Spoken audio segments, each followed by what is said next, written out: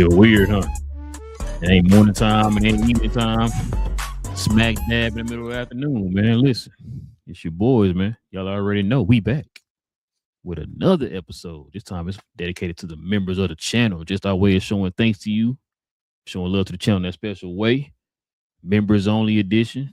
Y'all already know. We talk about all things NBA related over here on Cap and Crown. It's your boys, Relle and King.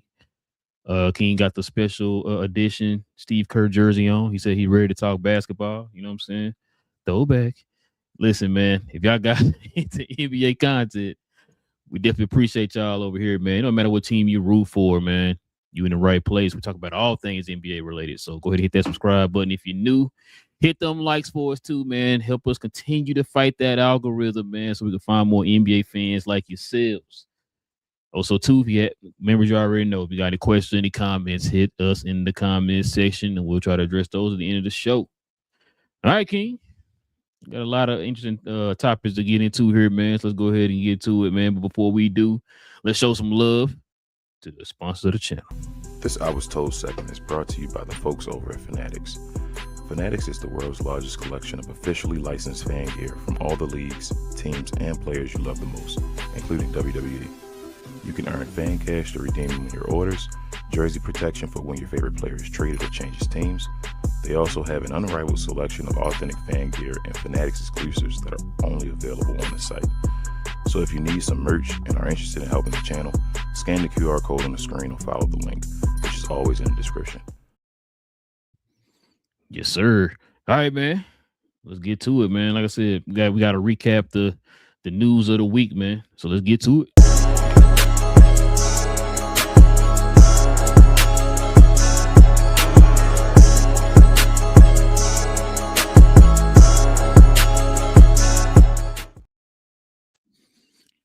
Trade deadline was a few weeks ago. You know, there are some players who are shining right now, some players who are not shining. But there are a couple of players, man, that have been highlighted here over the last few weeks after being traded. One of them being this man you see on the picture right here, King. We got Jonathan Kuminga. He got traded to the Atlanta Hawks. It's no secret. It was all in the media, all in the news, all on the interwebs, you know, throughout NBA conversations that, you know, Jonathan Kuminga and old Steve Kerr didn't see eye to eye. You know, people were questioning why was Steve Kerr doing what he was doing to Jonathan Kuminga. You know, different reports came out, different rumors came out. But listen, Jonathan Kuminga has been on a tear here. We're gonna get into that, man. But this little tidbit was released here, I think, a few days ago, if I'm not mistaken.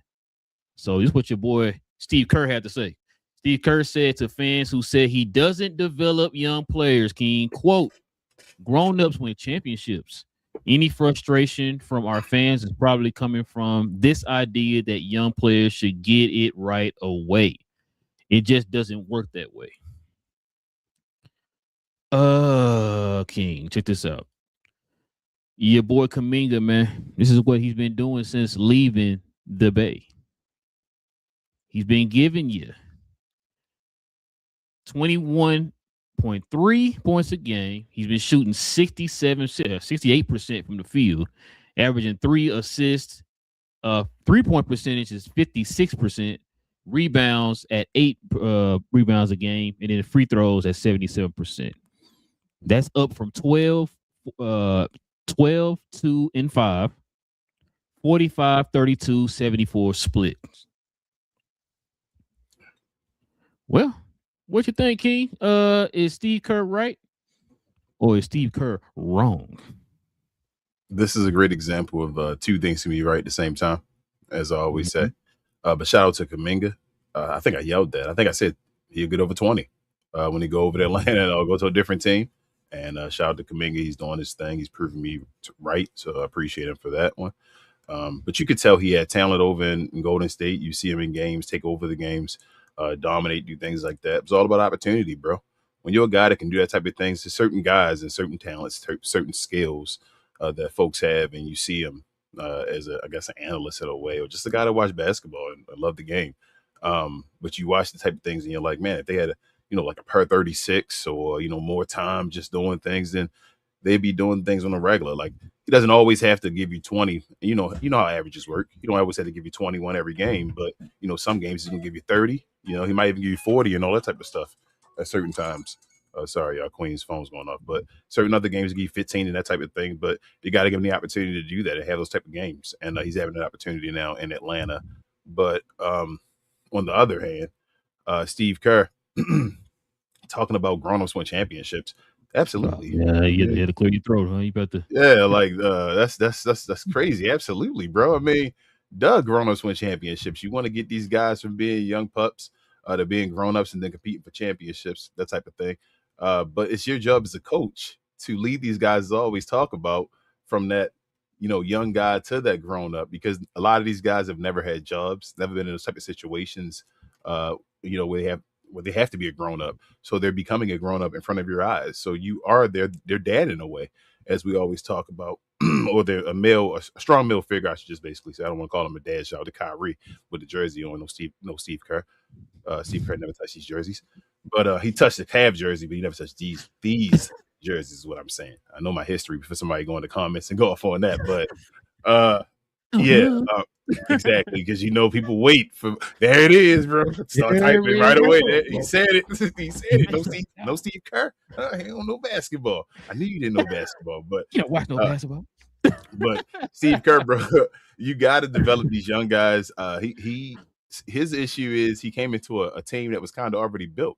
Mark Jackson had already taken that step in a way, had already taken those guys to winning. They had already started winning with Mark Jackson.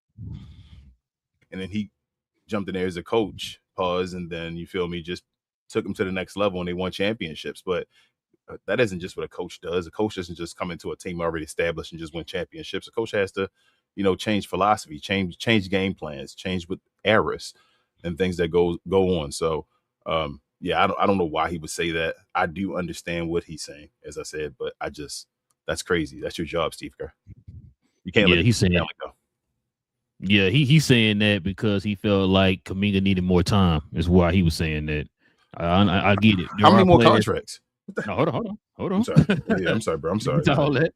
Get all that. I'm just saying what I think he's trying to get to. Like, he didn't need the time. He's still young. Blah blah blah. Like you said, we talking about the second contract, right? We talk about the fact that it's not even the fact of developing. It's opportunity. Yeah. What opportunity did you give Kuminga, bro? How many times we sit there, we're like, okay, Kuminga is in the rotation and getting 8 minutes, and all of a sudden it's like, whoa, what's going on? It dropped. Like, why is his minutes and stuff inconsistent like that, right? You always hear me say this all the time, bro. Now, if you're gonna have a player, you cater your system to the strengths of that player. Facts. You don't just get the player and thank you, exactly. You don't just get that player and just throw him into your system and expect him to automatically click and it works like a well-oiled machine. That's not how that works. We've seen that happen so many times where you do that, where it's like, oh, yeah, I got this system. You just better fit in my system. It's like, that's not how that works. You know what I'm saying? And so that's what this case was with Jonathan Kuminga. Kuminga is not that type of player that fits in that type of system. So what you should do is you try to tweak some things and fit it to, like you said, it's a talented young man. Don't just throw talent away like that. You know what I mean? Kevin Durant. You said they did that for Kevin Durant, right? Yeah. So that's what I'm saying. Like, you can do that for him, but you can't do that for this guy that you drafted yourself. You said DeMarcus Cousins.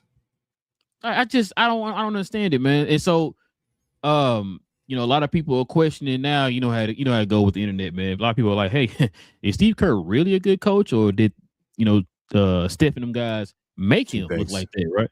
Two things. You know what I'm saying? Two things at the same time. That's what I feel. Yeah, right.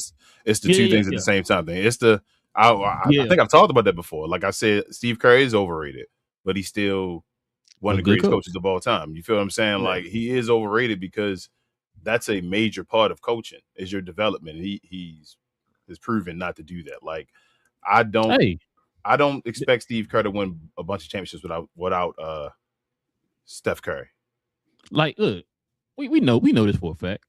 There are some coaches that we've seen it before. We got coaches who can develop players, like i.e. a Kenny Atkinson, somebody like that. Or you got coaches who do very well with veterans. That's what they want. They want veteran players, right? We've seen it happen so many times throughout the history of basketball. Steve Kerr might just fall in that circle of he does better with veteran players. You know what I'm saying? And so that's why I said I don't know if there was a disconnect between front office and coaching. I'm not really a huge fan of Golden State like that to know what was going on with the ins and outs. But it might seem like it was a disconnect between the front office and him. Because it's like you can't tell me, man, that they between, ever since after the success of the big three, you really haven't gotten any other replacement for those guys to the point that you're still counting on Seth Curry to carry your franchise, and he's 56-year-old.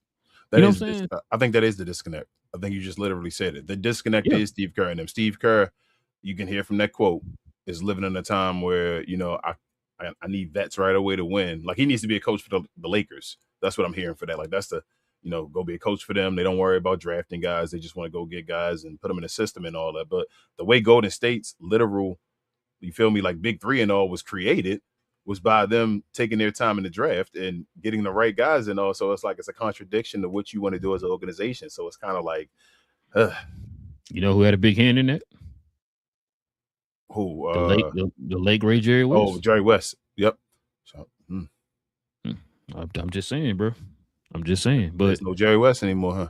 No, sir. It's no Jerry West no more. And I remember I was trying to tell somebody that one time. They're like, oh, yeah, RP. They were trying to say, like, oh, man, this is their pedigree. This is Golden State. Da-da-da-da-da. I'm like, that Bob Myers and them did put that team together. I tell folks all the time, bro. You can tell with teams.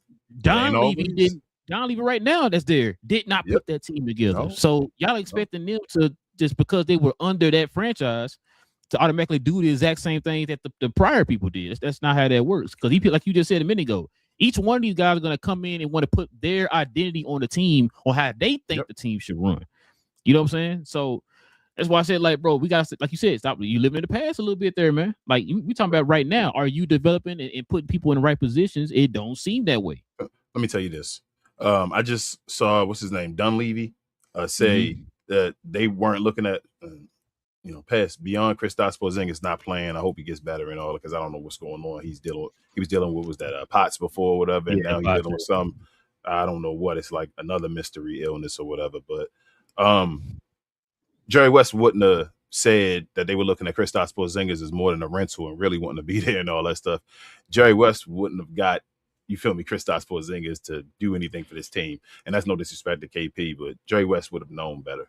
And the Warriors have not been a good organization ever outside of Jerry West's blessing. You feel me, touching them with the Midas touch. So again, I yell about organizations and all, showing you who they are and all, and people get, the fool's gold sometimes is like, oh, you lucked into that and you did that, and you did this. Like, you can see the product of what happened, and that was Jerry West at that time. Other than Jerry West, what has Golden State done? Like, Golden State has been an embarrassment. If they didn't already have those chips already, which give you enough, you ran a decade. So it's like, we can't say anything. But they got that one in between, which is awesome as well. But they've been like crumbling. We've been watching the dynasty or Rome or whatever just fall. And we just slowly like, oh, okay, Steph Curry. It's nice to see him do this and all that stuff.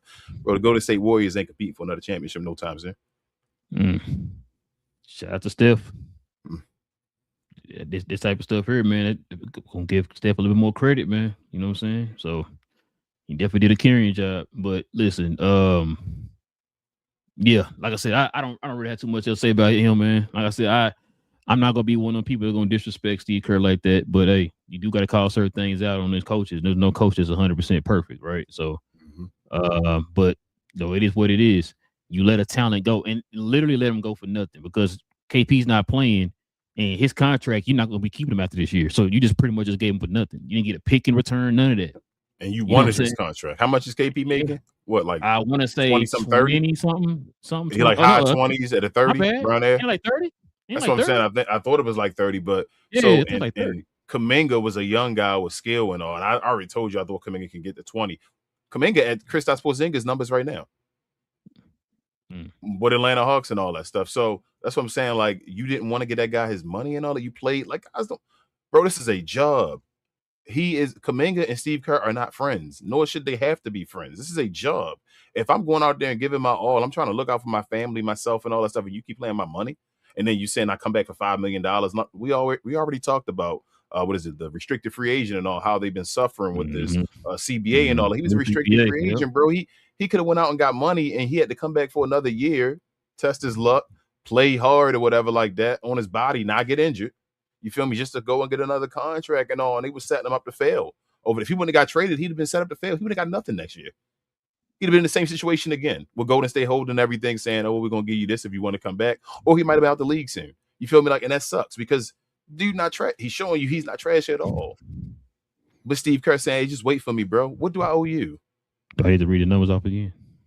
I mean, you could for the people. For the folks who are listening on podcast, check this out. The man's giving you 21, 3-7 right now. That's in the what 5 games I think they didn't play so far. No, sorry, he played 3 games. They're in a 5-game win streak. He on 67, 55, 77 splits. So it's gonna be a matter of time. He's gonna be in the starting lineup. So yeah, definitely want to see him and Jalen Johnson work together on the court, man. See what that's gonna be a nice little pairing for the next for the future, I should say. Yeah, if they can take that jump, kind of like San Antonio took that jump last year. I mean, this year from last year, say they just take a jump and like flirt with the top half of the East next year.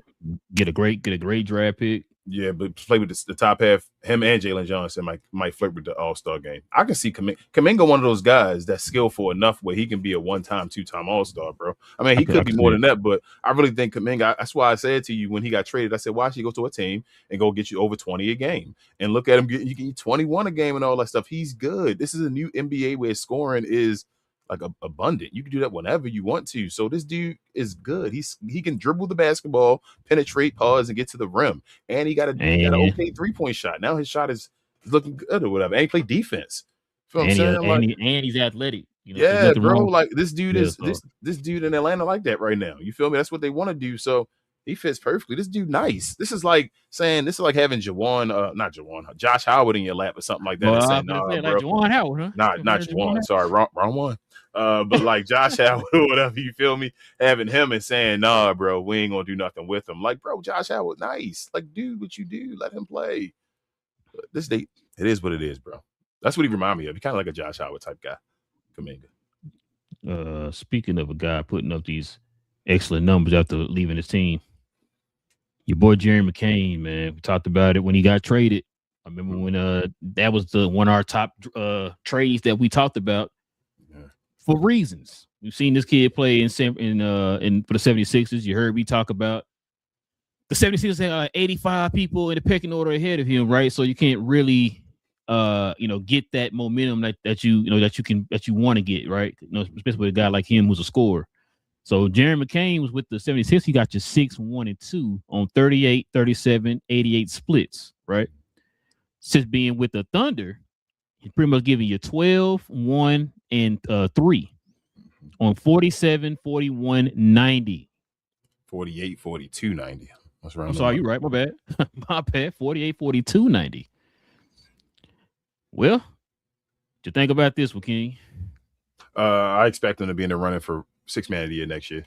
I think we said that was his role and all after seeing him. This guy could have been rookie of the year. We kept talking about that if he wouldn't have got hurt. He was the front runner, I feel like, or the leader of the pack of being rookie of the year. So him coming back in year 12 officially, just joining a new team and all, I expect him to show off in the playoffs as well. But next year I can see him getting you over 15 and all off the bench. I think this is 6th man of the year type, like Jeremy McCain gonna be known. So you trying to tell me they're gonna have multiple guys that could be 6th man of the year on that team? Yeah, but Jeremy McCain nice though. Like Jeremy McCain could be almost a starter, dude. He can be a starter, but I think he's gonna cook the bench. That's how good he is. That's why did you give him to them? Like come on, Philly, bro. Come on, Daryl Morey. Whoa. Hold on. Sorry. No shots, bro. I apologize. I thought Daryl Morey was the greatest president of basketball operations of all time. He was until James Harden decided he wasn't and said he was a liar. So when he was a liar, I just went with James Harden. James Harden said he was great at first. You know, when James Harden was the greatest scorer of all time. And then when he said he was a liar, then, I mean, Daryl Morey been different since then. Interesting. Well, like I said, man, we talked about it. When people was like, oh, they might have gave too much. Nah, they're just perfect. Like I said, that kind of player in that system with that type of, camaraderie and, saying he fits in that time frame, that window and all that stuff, man, that was a perfect move for them. Yeah. This is also one of the type of moves that if they end up losing a Casey Wallace. I'm sorry. Which one is it? Keegan or Casey? I'm tripping. Casey. From Casey. Casey. Mhm. Getting them mixed up. Casey Wallace. Your replacement right there. Yeah, I always remember Casey because he was the Maverick pick. Yeah. So I always remember. But yeah, not saying he is the exact same player as him, but you still got that talent that steps up right in his spot if he leaves or whatever. So you have options or whatever. So I mean, Jared might be better offensively, bro. Like Jared Allen, Jared McCain, nice. I was talking about as far as defense, like no, yeah. Wallace one of the best defenders in the league. Yeah. That's what I'm saying on the defensive side, but offensively, that's what I'm saying. I think Jared McCain might have him though, as far as on that side, as far as the upside. But Jared McCain though, he's gonna be a 6-man. This is one of the guys. This is a fan favorite type guy. Like I know people get on him about the nails on, but he's recognized the stuff that separates you from the rest. So they're gonna know him. The fans are gonna love him. Like I said, that 6-man of the year trophy will erase that first round draft pick. It'd be way worth it or whatever like that. They're gonna try to compete for championships and all that stuff. This guy, that first round pick was nothing for them. I thought they gave it like 2 seconds. No, I thought it was a first round pick. It was one first round. Ended up being one first. You might be right. I think it was one first. We were like OKC got on first and all, so it didn't even matter. So it was like they gave up the one first and all to him. It was like I see, but I didn't think that was. I don't know. I just felt like Jared McCain just had so much more upside that if Philadelphia would have rocked with him, you could have maybe even got even more just letting them play and all that stuff, being with that system of young guys. But they didn't go there. They got the one first, which is like they say, people say OKC overpaid for him, but I just think, like I said, I think the upside is going to be worth it. You're going to look back and say, damn, they should have. Because it's not going to be a great draft pick. It's going to be a low draft pick that they're going to get for him. So it's going to be like they should have kept Jared McCain. You notice something on this picture? Look at him in Philly. Mm-hmm. Oh, what you say? And check this out. Hey. You know what's crazy? I've been watching some of the Atlanta games with Kuminga playing, and he has like laughing and playing and like pointing at folks and all that type of stuff. You know what I'm saying? After look like he having fun again, man. Guys are younger too on the team. Also playing, on a team with a bunch of guys around your age, man. You know what I'm saying? So like I said, you fit that time frame with the other players on the team. So I mean, let's see who get further, them old guys or these young guys. Because Steve Kerr said you need grown-ups. That's kind of funny. Them grown-ups out right now. But yeah, let's go ahead and turn the page to this next one, man. Oh man, here's your boy, bro. Here's your boy. Here's your boy right here, boy. Loudest man on TV. Stephen A. Smith went off on the New Orleans Pelicans social media team. I don't know if you saw that clip that went viral. Yeah, when they showed about his points and all that stuff. Yep. And he went on a little 5-minute tirade on the show. I didn't watch it, so I didn't see his rebuttal. I didn't need to see it though. You know what's crazy? I think I watched the first like 2 seconds of it and then just muted it. And I just went straight to the comments. And the people in the comment was cooking Stephen A. Smith. It's like, I wouldn't. No, there's no reason to. This dude, for him to talk the way he talk, he's sensitive as hell.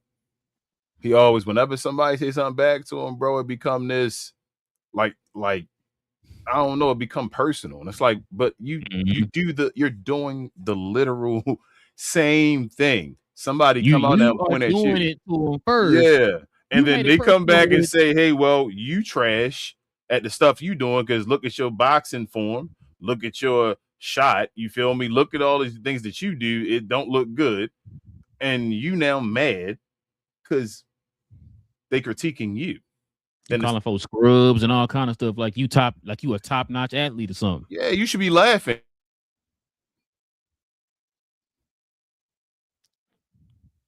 Oh, the Bluesky. Am I here? Oh, there you go. Okay. I'm saying, but he should be smiling and laughing at this. You feel me? Like taking this as a joke and all and saying, okay, you're right. I am. You critiquing me. I am trash at boxing. I'm trying to learn something new. You feel me? I wasn't the greatest at basketball. I love the game, but I'm not the greatest at it and all that stuff. You can just laugh with this because they're telling the truth. They're not lying either. This is now critiquing back and forth based off. They didn't critique you as a person. They didn't say you a fool for trying to run for president or something like that. So they didn't talk about none of that stuff. They talked about the you playing sports and doing that type of stuff, and they say you were trash at it. Yeah, like, why are you mad? Yeah, that form was trash, bro. But I don't know what that dude was doing. Yeah, bro, I'm with you. And it was crazy when he went on his little tirade. the social media team went back and responded again, like, "Oh, that's it." Like, Yeah. you know what I'm saying? Like, okay, yeah, great job. Like I said, I think I played the first like 2 seconds. I muted it, went to the comments and I said, okay, yeah, they cooking you still, sir. Like you lost this one. Just go ahead and take that L, like you just said a minute ago. They showed all these clips of you looking foolish in any type of sports capacity, bro. Like just stop, bro. You know what the next step is? The next step is to stop hate watching. We gotta stop doing that now. Oh, now doing that. No, I know you. I'm talking about the people. Seeing the comments and all that stuff. All those comments is because people still hate watching. You feel me? He's still entertainment, then, which makes him believe he's entertaining. So we gotta stop. And with that too, in the middle of his first part of his little rant, making himself sound like he's bigger than the New Orleans Pelicans. Yes. So we have to stop hate watching and just ignore this guy. Like ignore him like something that's irrelevant. Because he is. ESPN is slowly but surely losing steam. So shout out to Amazon and Peacock. So he already making moves behind their back. So I hope ESPN know that. But I mean, they should know they're a big billion-dollar company, right? Oh, I'm sorry, not $1 billion. They're not $1 billion. I don't think ESPN is. They're part of ABC. Sorry, they're a $1 billion company. Yeah. There you go. And ABC is part of who? Disney. There you go. All right, man. Let's see what we got up here next. Can you check this one out, bro? Trying to test me. We got beef. What's beef? Hey, we got Paolo versus Jamal Mosley. Says, watch what Paolo had to say, man. He says teams a lot of times adjust at halftime. And I think that's why we struggle a lot in the second half. Just because we don't really adjust to their adjustments. This is what Paolo said after the Magic's loss to the Pistons. This is what the coach, Jamal Mosley, had to say. The one adjustment that Detroit made last night was that they just played a little harder. There was no schematic adjustment that they made. Well, King, we got beef out here in these Orlando streets out here, man. What's on you? What you think about this, crazy, man? I thought it was Orlando Magic. I said Orlando streets. I know. What I'm saying is it's beef out there. I thought it was the Land of Magic, though. I ain't think they had any beef. Hey, no, you know what, too? I forgot to say this, too. This ain't the first, like, little kind of like back and forth in the media. Yeah, a little, passive aggressive. They being passive aggressive at each other. A little Stephen A. Smith out here. Yeah, this that Stan Van Gundy, Dwight Howard type stuff. Oh, you said Stan Van Gundy, huh? Yeah. Orlando. You said Orlando and Miami. What you said? And Detroit. Damn, they remember Pat Riley left and took his team over and won a championship. Did he get a ring for that? That's all. Yeah. That's a different story. I think he did. He still part of that. He took the ring? Did he get demoted? Oh, okay. He got fired, right? Remember Pat Riley came and took his job and got fired after that. The same year. Yeah, he got halfway through the year. I thought he got demoted, but you're right. He did get fired. Yeah, but damn Moose, man. Jamal Mosley, he's our guy and all. He probably got to make another run. I hope he at least get that as a assistant. This probably wasn't the right time for him, the right situation, what my Orlando was going through and all for him to go through this. But I didn't like his answer. I don't like Apollo doing the whole passive aggressive thing either with his coach. Go take it up with management or whatever. Do what you got to do, bro. Just do your job, and then you feel me. When it's contract time, that's when you talk. Hey, I need a new coach. But I don't like that Jamal Mosley just said they just played harder. Especially if your players and all are saying they adjusted to your schemes and that, you do a little something else and you're like, nah. So, yeah, I mean, it's probably about that time.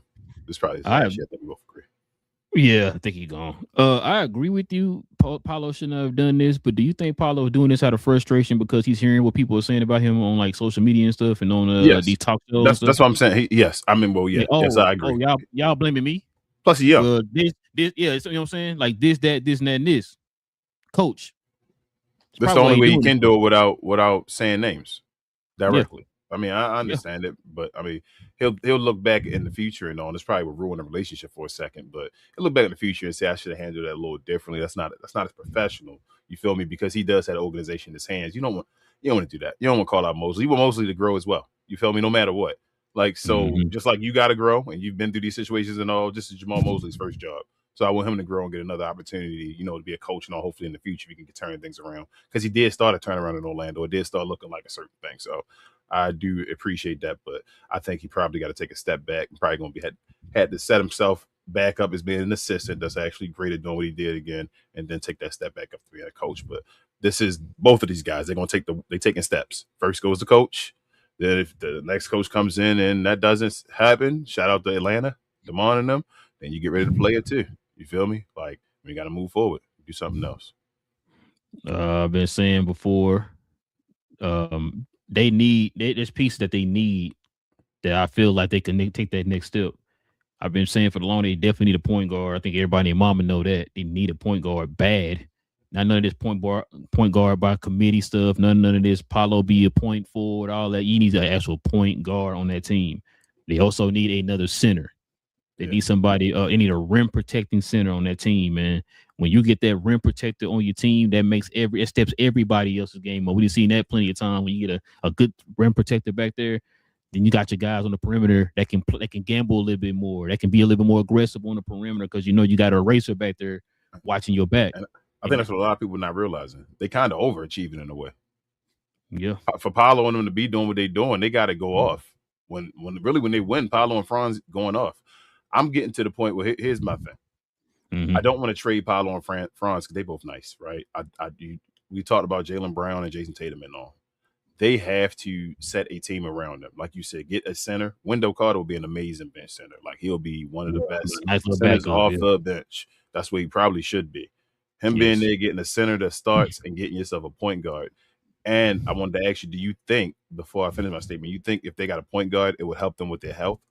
As far as them guys being overused, usage and all that, healthy, hurt and all, yeah. I think yeah.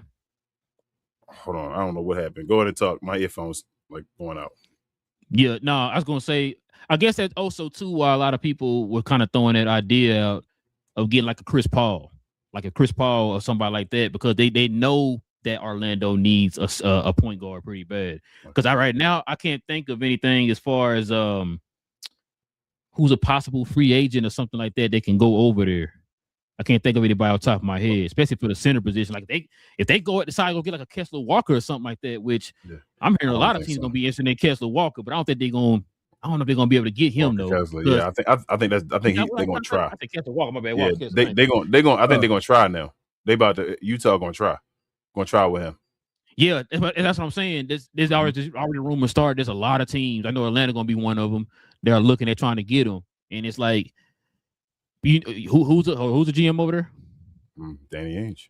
There you go, sir. I'm gonna need your house, your firstborn, your kidney, and both baby toes on your feet. All right, I mean both of those if you want to get this player. But with that being said, if they don't hurry up and get this situated, though, with getting them the guys, especially a point guard that can help them right away, they're gonna have to trade one of them, bro. Because they be getting some major injuries. You feel me? Like they be getting some. I'm hurt for 25 out. games. I was just about to say I'm out for about 20-25 games. Yeah, like they get some between both of them, between Franz and Paulo. And I'd still rather keep Paulo. Franz, without his athleticism and all that stuff, I see that hurt more. Shout out to Richard. I'm sorry, Richard. But yeah, you might either or. You're gonna get to that point eventually because these guys gonna keep getting hurt with their usage. Yeah, I agree. Definitely agree. Speaking of usage, man, referees special in the building. So check this out, man. This is from your boy Mike Brown, man. He says Shea does a great job of convincing the referees better than anybody in the league that he's getting hit. I watched a little bit of this game here, King. You can see the frustration on the Knicks fans. I mean, from the Knicks players and coaches, even the fans. It's not the first time we've seen this. You already heard my opinion about why certain players are refereed a certain way. I've been watching Cade damn near all year. I've been telling you the man don't get no calls, all that type of stuff, and he goes in with the intent of scoring. You know what I'm saying? And drawing attention from the defense or whatever, and he still don't get those type of calls. You sneeze on this man, and you about to get ejected. You about to get fined. You about to get suspended, and he about to get 10 free throws, right? But he's not going to shoot all 10 free throws in that game. He's going to split them and get 5 in the next game too. You know what I'm saying? So I don't blame him. Saw some people also tweeting this out too, man. There was a few of them that tweeted out about Shea Gildress and his favorable whistles, man. But what you think? I don't really have much to say, bro. I mean, Shea plays the game the right way, bro. I know that's crazy to say. It sounds like an oxymoron, what you just said. But he plays the game the right way, meaning that he's not the one giving himself fouls. You feel what I'm saying? So the NBA is not punishing him for playing the game the way he played. Like they're giving him fouls. So, bro, I'm gonna go try to get me a foul. Like, you feel me? But other than that, like, Shea's not a dirty player. Like, I'm not gonna say that's not the they have him surrounded with, like, quote unquote bad boys, but fake bad boys that do the type of stuff and all that stuff. But Shea, as far as him as an individual, he gets back on defense. He's not the greatest defender. Like, I think he overrated on that, but he plays the game the right way, and they just award him or reward him. If they, like, the NBA just got to stop, like, change it up and all that stuff, and then we'll see where he goes. But he gets his calls. He's one of the golden boys of the NBA, gets free throws, and then he got guys around him that can beat up guys, and they don't get calls on them. So question. When people were outraged about players like James Harden and Trae Young getting these calls and, you know, doing the flopping and all that stuff, immediately they changed the rule that summer, and it affected both of them to the point that their averages and stuff started to drop, right? Mm-hmm. This man's been doing it now for about 3 years, and there has not been a change. This the part that get me. Like you said, you're right. The referees, it's not if you're not gonna call it. I always equate it to, if a kid's jumping on the bed and you not saying, hey, stop jumping on the bed, what that kid gonna do? Keep jumping on the bed. Keep jumping on the bed, right? Mm-hmm. So, yeah, Shea out there doing the flopping and all that. It's the referee. The part to understand is you've seen it enough. You've heard people complaining about it. I know folks been called into the NBA offices about it. Mm-hmm. So, obviously, you're allowing him to do that. When you can nip it in the bud right now, it don't got to be a rule change. You know it's not right. Like he's just going into people, just flooding his body. You've seen it a million times. Just stop rewarding stuff unless it's a real foul.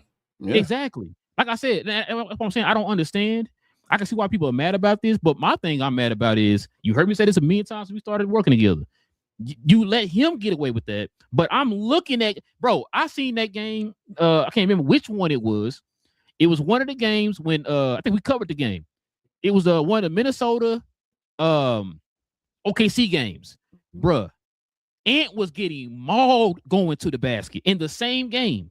But on the other end, if you look in the direction of Shea Gilgeous-Alexander, he got 15 free throws right there off the jump. Mm-hmm. And I'm just like, so I've never understood. I even asked my pops when I was a kid, like, why? Because your name is this, my name is blue, blue, blue, blue, blue.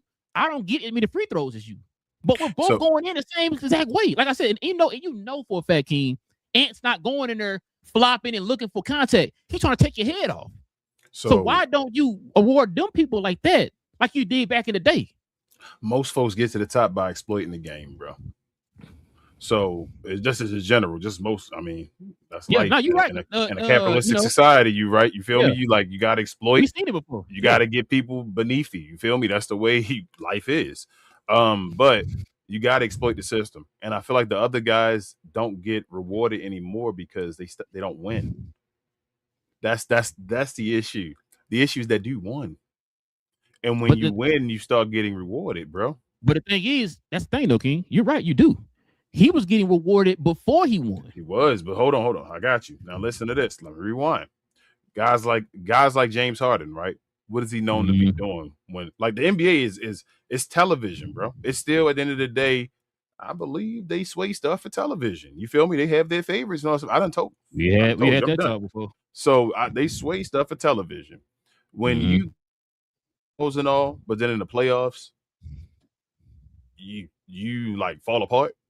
Mm-hmm. Why are we gonna keep rewarding you in the regular season and all? You feel me? Like, this can't happen. Like, this is making a joke of the game, a mockery of the game, because you exploiting, but then you just doing that. Trae Young, same thing. Remember, he got known for at the beginning.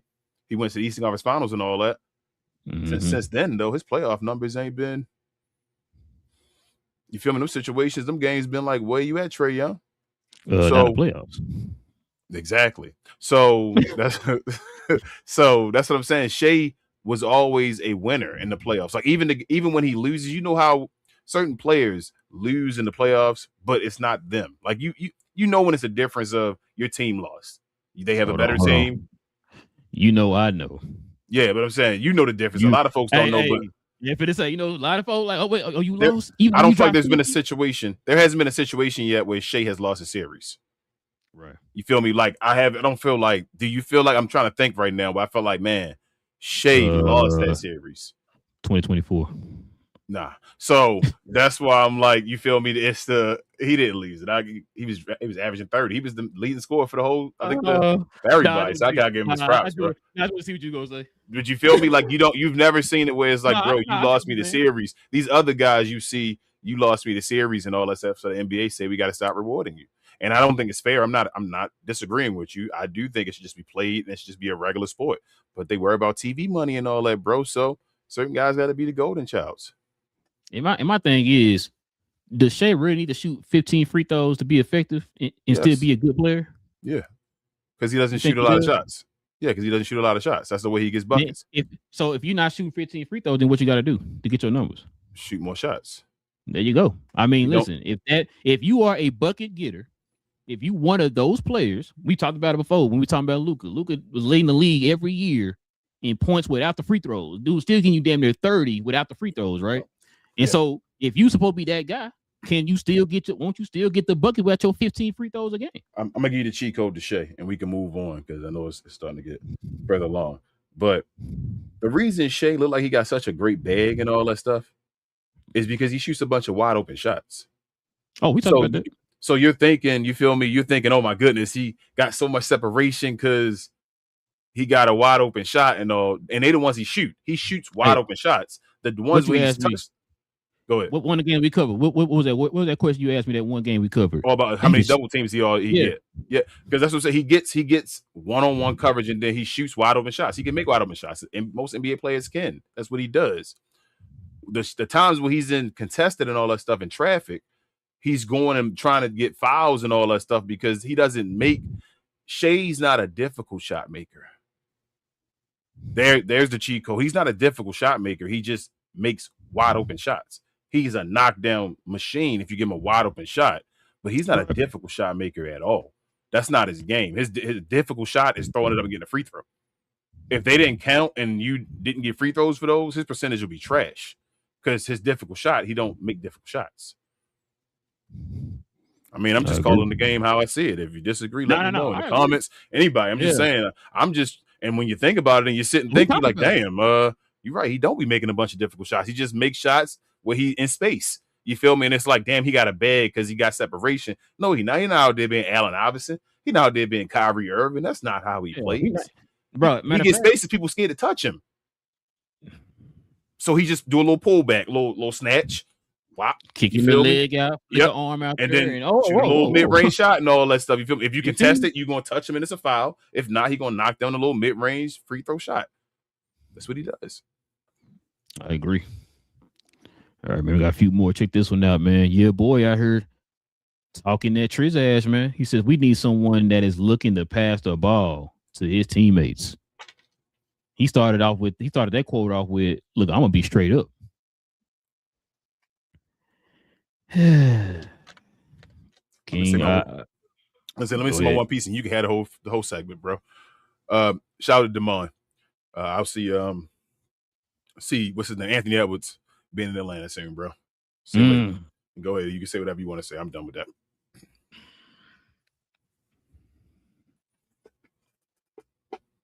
I'm gonna go back to the Oklahoma Minnesota game. I can't remember which number it is in the season. I can't remember. Remember that second game. I remember what game you're talking about though. The one game when they were getting frustrated. I think Chris Finch called out OKC for the referees and all that game. He got in trouble. And I think that's the game. And that's the one where Ant went stupid in the second half. Mm-hmm. He had to go, to keep him close or whatever. I think they lost by like 5 or something. It was something crazy. It was a great game, bro. Listen. Now I can say the obvious with whenever you give Rudy Gobert the ball, he look like a baby giraffe out there, not knowing what the heck he doing out there, bro. 2 feet away from the basket. How many times we seen him miss shots 2 feet away from the basket? How many times you seen him airball a dunk? I was just about to say that too. So listen, this what I'm about to say all does lead to the fact of him leaving or whatever. We talked about this so many times, bro. I'm going back to that Minnesota game because I asked you during that game. I said, King, if Ant didn't do what he did in the second half, what would have happened? Who's gonna step up and help out? Nobody. I can't remember who it was. Another player that wasn't one of the major guys that showed up in that. Who was it? I can't blank on names, but he helped. He was the only one that was consistent enough outside of Ant, but that's not his game though. He did his job. You need the guys above you to do their job. They didn't do their job. Ant had to go stupid for y'all to barely lose that game. Ant's usage is going up the last 2 seasons because you don't have anybody to really pass the ball to. I don't know if you saw that clip. Yeah, got playing point guard and all that stuff. You still didn't give a point guard. No point guard. That's what I said. No point guard. You didn't give a point guard. You know, you saw that clip where Finch was getting him about passing the ball or whatever, and then he hit that at clutch 3 in the corner, or whatever, with 2 guys or whatever. He's talking, this is what I do. Yeah. Listen, I'm not gonna lie to you, King. I'm not a Minnesota fan, but if I was in that situation, I want him to take that shot. I do want him to take that shot. Yeah, I listen. I feel comfortable after what I've been seeing Ant do. Mm-hmm. I feel comfortable with him doing whatever the heck. I'm not saying like to go out there and ball hog or nothing. You pat the ball, but you know what I'm saying. Like, I like this Ant better. I like him being aggressive because I don't trust nobody else on that team. Ant killing the game this year. And I understand people gonna say, oh, they got Julius Randle and all that, bro. Let's be real. Come on, man. Ant killing the game this year. Let's stop playing. Ant, one of the 10 best players in the league. You do what you want to do on the Minnesota team and then get the hell out of there. Ant is the reason anybody watch anything Minnesota. If you don't not realizing that and not getting him a team where he's going to compete for championships and all that stuff, what are you talking about, Chris Finch? We talking about passing the ball to Rudy Gobert. This the guy that's going to always be known for COVID. Yep. And what did people say? Go look at the comment section. Go look at the comment section. You see what they said. Hold on. Ain't you the one who called the COVID? You the one that was touching around passing the COVID. You the reason that everything shut down. It's associated to Rudy Gobert. He ain't literally the reason. I ain't gonna do that to him, but he's the one when you look back and the one you say, damn, what in the shutdown happened? And Rudy Gobert did that little microphone touching and all and said we could touch everywhere, and the people got it, and it was like, damn, yep. You shut the league down. Talking about somebody pass you something.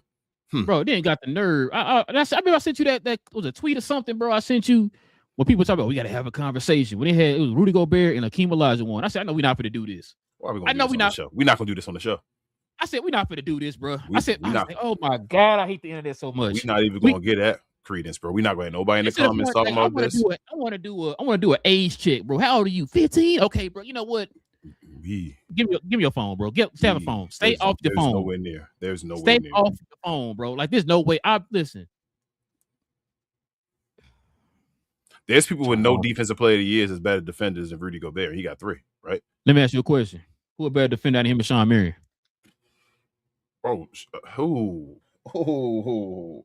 that's tough. I knew you wanted me to say Sean Marion with the quickness. I'm gonna say Sean Marion. Rudy does impact winning though, bro. As far as defensive winning. Hold on. Listen, I'm not taking away from that. We seen it in Utah. Yeah, the playoffs. Not taking away from that. I've seen Sean Marion impacted in multiple levels. That whole that 2010 or 2011, I'm sorry, playoffs. Was, you feel me? Yes. He was going against MJ some Kidd with some of the perimeter guys and all. So yeah, it's Sean Marion. I'm sorry. Oh, right. So okay, you know what? I want to give you a hard question. Let me give you a very simple one, King. Who's a better defender out of Rudy Gobert or Scottie Pippen? Scottie Pippen. Now, you sure about that? He got 4 of them. I'm 100% positive. Gotcha. I bet my house on that. Interesting. Gotcha. So what are we talking about here? Like I said, I'm not going to disrespect Anthony the guy. Davis better than Tim Duncan. Oh, right. That's the same players. Yeah, shout out to Kendrick Perkins. But yeah, you know what I'm saying? So this ain't even one of them cases where it's right message. Was it right message, wrong message? It ain't even one of them cases. It's wrong message, wrong messenger, bro. Like you of all people have no room to talk about nobody past me nothing. Go do your job, bro.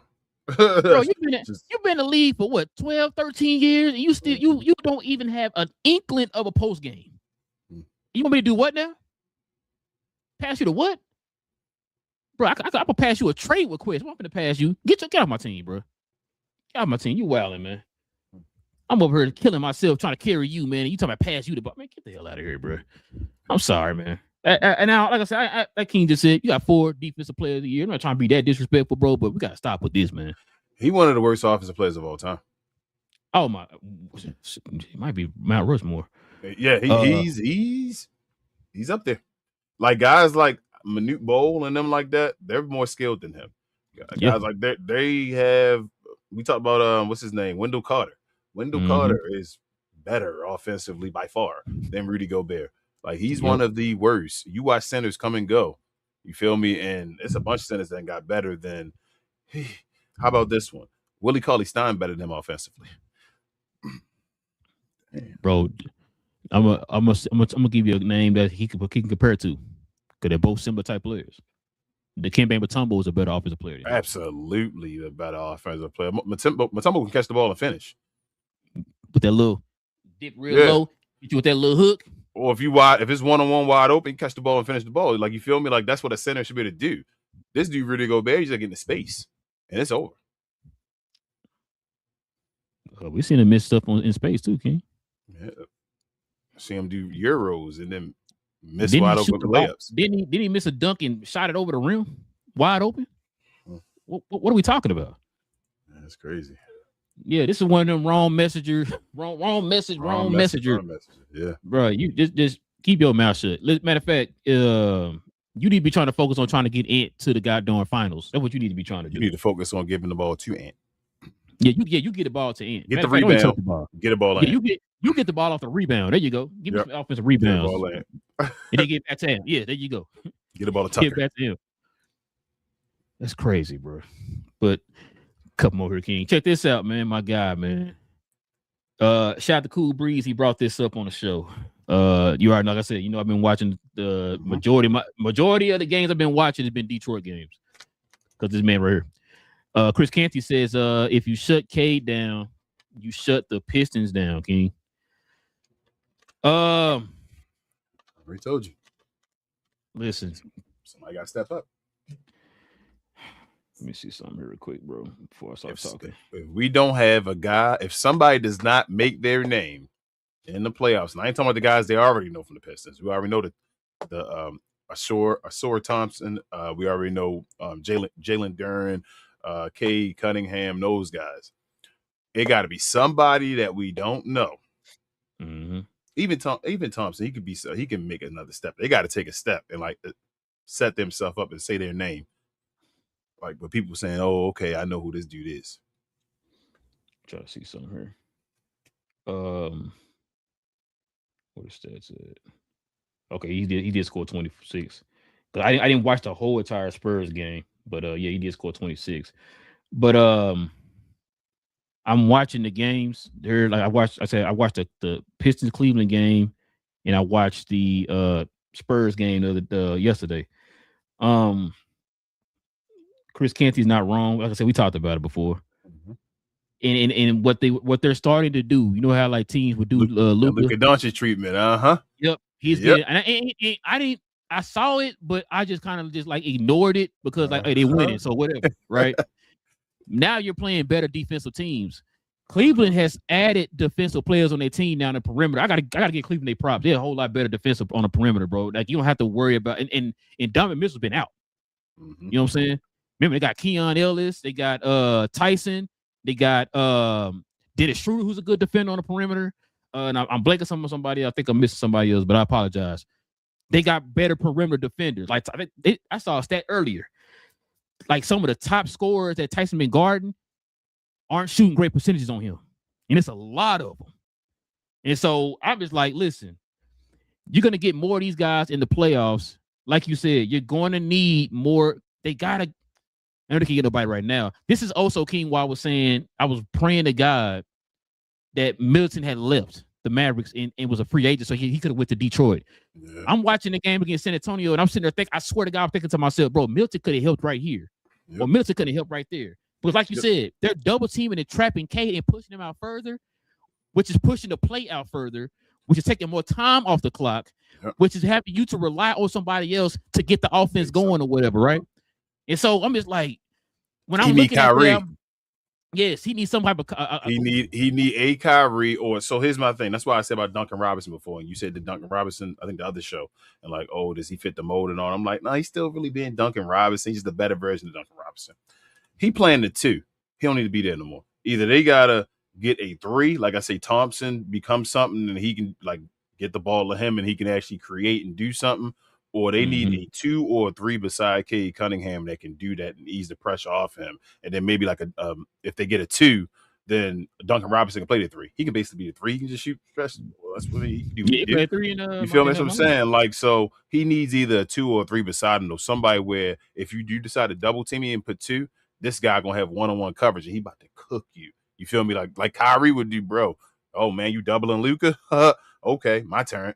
So he needs that beside him. Somebody to take that pressure off because, like you said, the playoffs, they going, especially scheming on series and all, they going to play that damn near the whole game. They'll run a you feel me, a full court press the whole game. They just taking the ball out of Cade's hand. Now, I don't know if he's ready to do that. That can frustrate you, bro. Take a special player to want that type of attention. Now, listen, this might be a good thing for Cade, right? For him to see that now. Get ready for it in the playoffs and try to find a way to adjust around it or whatever, bro. But yeah, and you already know why they got Robinson in there because he's like the only shooter on the team, which is why when he got hurt that one game, I ain't gonna lie, I was holding my breath. I'm like, oh crap. Even the commentators are like, yo, that's gonna be a huge loss for them if they lose him because, like you said, that's the only shooter they got or whatever. Right? So. That's a good point though. With the Kyrie, that'd be stupid, boy. And not actually Kyrie, but he need a Kyrie. He need a guy that can go and get buckets beside him. That's really a 2 guard. That's what he really need. A 2 guard beside him. That's like, all right, give me the ball. Time for me to go get score. You saying, Cade, give me the ball, put it in my hand. Let's go. And Kyrie would definitely works hard on defense, and he'll work. We've seen it. We've seen what he did in that Clippers series. What he do to your boy. And because of Cade Cunningham's size, you can get a smaller guard. Yep. You just need somebody beside him that can cook. It's like you said, Iverson and Eric Snow. Hey man, I said Iverson should have went to LeBron. That's what I really said. I keep telling you that one. That instead of going to Melo, Iverson and LeBron might have won the chip, bro. I keep telling yell that to the end of time. They would have fit perfectly, just like Kyrie and LeBron did, bro. But yeah, I don't know what they can do. Like you said, people are going. The team got to get healthy. They got to get everybody back right now. Both Asir and Ron got hurt in the last game, and they need both of them guys because man, Ron Holland played just like Asir. It's crazy. They got that type of guy at all times in the rotations at all times, man. Just that energy guy that can make plays when they need them. A great defender, bro. You know, so they're bringing all that energy and can rebound for their sizes and all that type of stuff, man.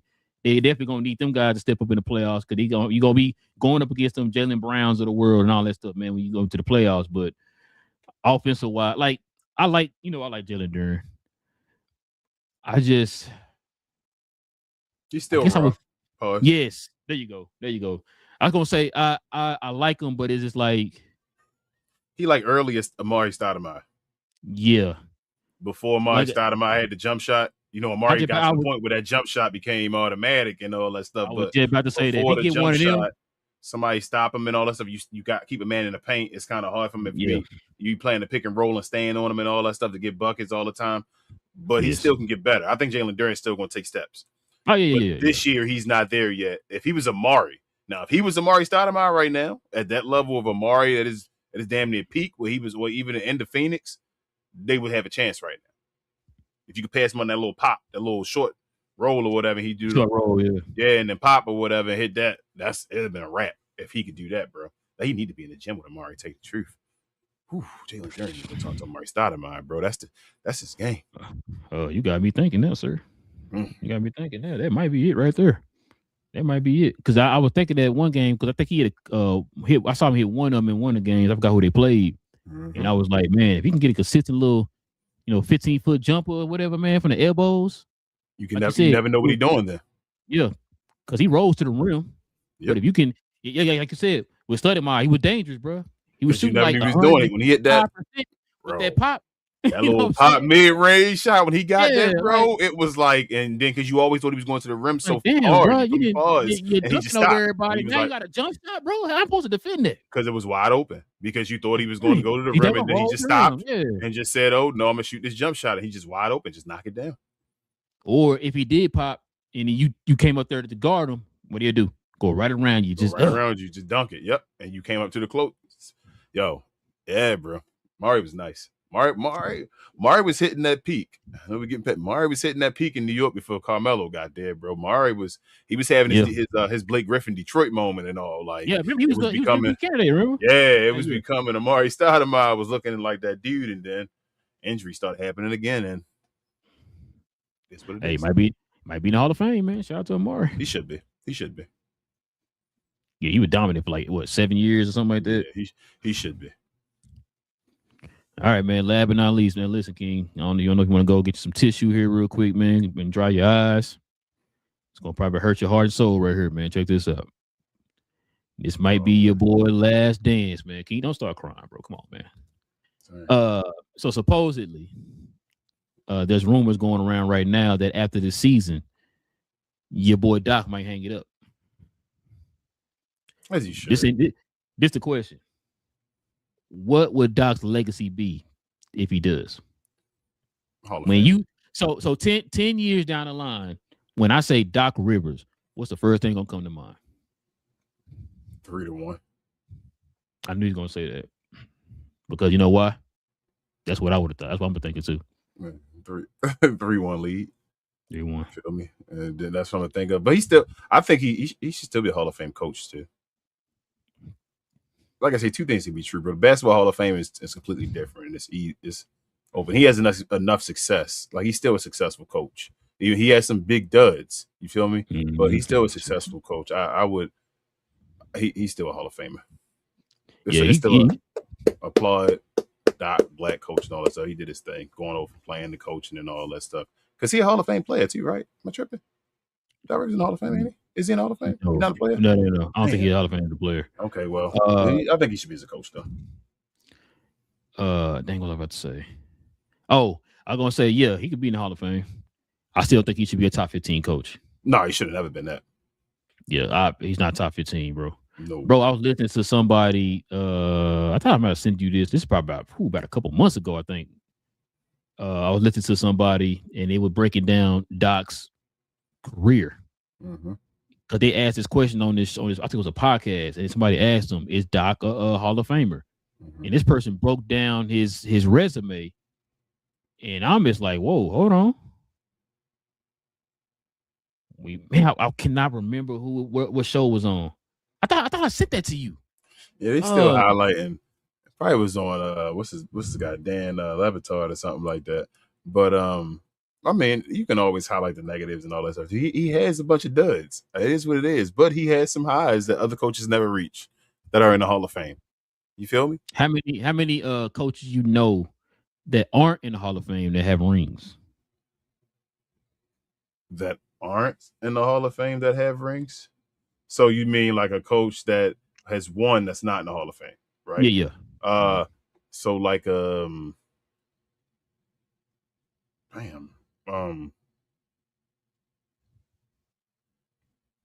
what's the name not gonna be in the Hall of Fame? The Lakers coach from a couple years ago, Bubble. Vogel. You don't think he's gonna be in there? Nah. You think he's done enough on his resume to be in Hall of Fame, even with that chip? Them 2 Eastern Conference Finals and a championship is enough to be the Hall of Fame? You're trying to talk me into it, bro. No, I don't think he's a Hall of Famer. Can you come back to me with that question later? I don't think he had a long enough of a career either. I think he got if he can somehow get in the league to be a coach longer, no matter what his resume, he just need more. So he needs more. So I know you might not know the top of your head, but kind of how long do you think he's been a coach? A head coach? He probably about 10 years though. You think been 10 years? Because I'm trying to think of Indiana. Because he got Phoenix too. He got at least 2 with LA, right? At least 2 with Phoenix. That's 4 right there. That's 4. And How long was he in Indiana? He was the whole Paul George run, right? How long was Paul George? Was he though? I thought he was.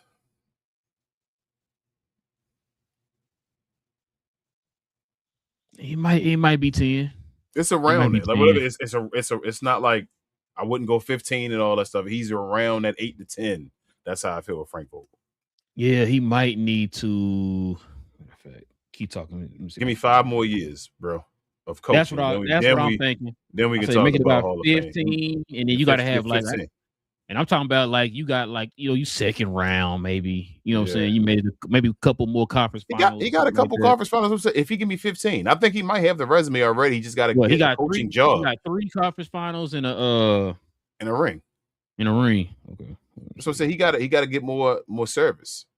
A team got to give him a round to give him more service, and if they don't, he's not going at all. Let me check out his basketball reference here. Mm-hmm. Let's see. So he was an assistant coach for Boston for 3 years, 1 for Philly, and then 4 for Indiana. And then he was a head coach for Indiana for 1, 2, 3, 4, 5, 6 years. There you go. I tried to tell you the whole thing, basically. So 1, 2. Oh, dang, he was only coach for Phoenix for 1 season. 1, 2, 3, 4, 5, 6. Wait, when did he coach in Orlando? I have no clue. Bro. But go ahead, count his years. Wait. Wasn't he there with? He was there with Aaron Gordon and your boy over there in Boston now. The center. What's his name, man? Vucevic. He was over there with Vucevic. Oh, you're right. He was with Vucevic, and then back when Vucevic was on Orlando, now before he went to Chicago. You're right. Yep. All right, let me see. 1, 2, 3, 4, 5, 6, 7, it's like 10 8, years, bro. 9, 10, 11, 12. King. Ooh, he's showing off. I forgot about that Orlando one. Oh, check this out. My bad. Here it is. You got it all right here. It says 8. 11, 12. Yep. 6 seasons with our Indian, 3 with Orlando, 2 with Orlando, 3 with the Lakers, and then 1 with Phoenix. Give me 3 more years, Frank. 3 more years, and we probably Hall of Fame. You gotta get 3 more years out of the team. I'm gonna change my answer, King. You saying yes? Hall of Fame? I think he in there, bro. I don't think so, bro. What's his record? Can you look at his record? Oh, and he got a coach of the year. That's fine. Okay. What's his record? Let me see if I can find it real quick. It can't be trash, right? Because he been on. He has he might have a positive record, a real good. Yeah, record. A 533 record. 533. Yeah. Well, let me make sure that's what that is. That's what I say. Give me 15, yeah. I'm saying 532. My bad. Yeah, he like just over 500. So give me 15 years. He got the 1 chip and all that stuff, but how many wins he got though? Oh, he got 480 wins. Yeah, give me 15. He need more years. So I'm saying he don't got a lot. He need more years. That 1 ring is okay, but that they don't hold that ring like that. Okay. Seriously. Give me 3 more years. Give me 3 more years and he's a Hall of Famer. Wait, no. I was wrong. Let me see. He don't have coach of the year. Okay. He has a bunch of coaches of the months and stuff like that. Still 3 more years. Either way, coach year or not, still 3 more years. Give me 3 more years to get 3 wins. That's about 80. What's that? 40 wins a year. At the least 40, 80, 120. Add on to that, he'll be at 600, almost 600 wins. Yeah. So I say he got to give me 3 more years. Get to like 600 wins. Because that 400 wins is kind of weak. Okay. Definitely in the conversation. Yeah, he in the conversation. He going on a weak year. But all right, man. Let's go ahead and turn the page here, man. Let's go ahead and show some love to the merch king.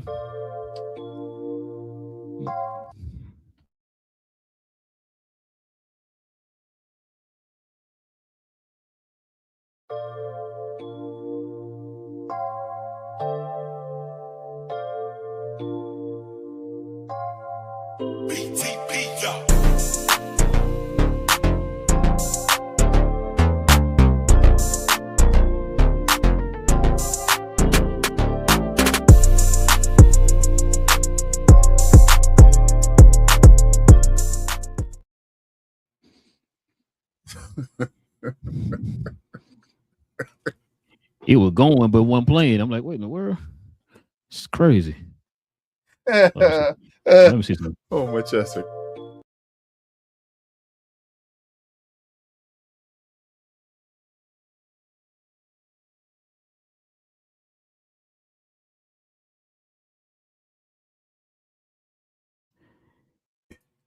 See, Why did it muted. mute us and kept us muted? Yeah. Yeah, that's what I was talking about. Yeah, I don't know I what clicked was going on it, and it was like playing right there, and I'm like, why is it not popping up on the screen? I thought maybe you was watching it, and I couldn't see it, but then I'm not looking at it over here, so I'm like, okay, so it ain't playing. Okay, then I looked over here, it was playing. Clicked it again. Wasn't me. It went off. Then I had to click it one more time. Then it played. I'm like, okay, but yeah, here we go. If you guys are into the merch, like I said, I got the GloYard shirt on for the GloYard members of the channel. We got 3 ways you can get to the merch. We got the actual link to the site in our description box. That's our actual site with all the merch. Or you can go right here down below the video, somewhere below us. We got different merch right there up under there. Or you can go to our page and scroll over to the store tab. Either way, y'all. You got different ways to get into the merch. Members, you already know you get a permanent discount from the channel, man. I just our way of showing thanks. It's one of the perks for the channel. Our way of showing thanks for y'all to support the channel in that way. So there you go. Your 3 chances, man, to go ahead and get your merch and get your shop on, y'all. Up, King. It's one of them shows. We ain't got no questions or comments today, man. Straight to it. So that's what we like, man. Listen. If you guys are into NBA content, you already know, hit that subscribe button. We do this every Monday, Wednesday, Friday. All right, Friday mornings. We normally do it on Friday mornings. Like I said, today some things happened today, so we had to move it to the afternoon. But we normally do this every Friday morning, y'all. So if you guys are into NBA content, you're in the right place. Hit that subscribe button. No matter what team you root for, we talk about all things NBA. Also, too, everybody hit them likes for us today, man. That'd be much appreciated. And also, too, man, if you want to become a member of the channel, simply hit that join button right there next to the subscribe button and join us here every Friday morning as we have a show dedicated specifically for the members of the channel. All right. Also, too, follow me on my other channel, Cause We Geeked, where we talk about all things in the geek culture involving movies and television. Got a show tomorrow morning. Big J over asking questions. We're gonna be talking about The Boys' final season trailer released yesterday, and then we're also going to be talking about the Lantern show for HBO. Trailer dropped the day before yesterday, so we're going to talk about both of those, kind of giving our opinions and our thoughts on the trailers and what we look forward to with those 2 shows. So I think The Boys comes out toward the end of the month, if I'm not mistaken. If it's not toward the end of the month, it might be next month. My wife told me, I can't remember, but 1 or 2. But yeah, we're gonna talk about both of them shows tomorrow. So if y'all into anything Marvel, Star Wars, DC, all that good stuff, man, just follow us over there on Cause We Geeked. We have shows every Tuesday evening, Saturday morning. Anything I'm forgetting, King? Share more, guys. Appreciate everybody that was here today. If you have any comments or anything we didn't get to it during the show, I should say, please leave it in the comments after the show. We'll definitely get to you guys as long as everything's respectful. Also, follow myself, Queen Travis, BA, and sometimes Devin on We Talk Combats. We talk all things combat sports and sports entertainment with the brightest, blackest, and best combat review show there is on YouTube or anywhere else. We appreciate everybody for their subs over there. If you're interested in WWE, combat sports, MMA, anything like that, mainly WWE though, come on over there. We do shows every day, basically damn near for a watch along, and then recap shows on if you actually need the videos. So it's out, and we'll see you guys over here on Monday. Appreciate you as always. Now, you saw when you clicked on your We Talk Combats, did your screen go black? Nah. Mine did. Yours did. Yeah, y'all know what's going on. But it's no love. Shout out to Faith. Shout out. I'm about to say shout out to StreamYard, man. Try to cut off my shout outs. Listen, man. It's your boys, man. Relle and King of Cap and Crown, man. We'll be back here on Monday evening, y'all. Join us over here for these conversations, man. We have conversations like this every Monday, Wednesday, and Friday. King, you gonna watch that the debut of Jason Tatum today? Yeah, I am. I'm watching today. I'm gonna try to watch wrestling. I'm watching at the same time. Jason Tatum, what you got? Over under on 20. I'm sorry, over under 19. Is he on minute restriction? Probably so. Under. I'm I'm gonna say over 12. I'm gonna say 12. Maybe. I'm gonna say he's still hot. He be hot at the beginning, and then maybe cool off. So I'm gonna say under 2. No, I'm gonna say over, just to say have a difference of opinion, because we always got the same opinion to say. So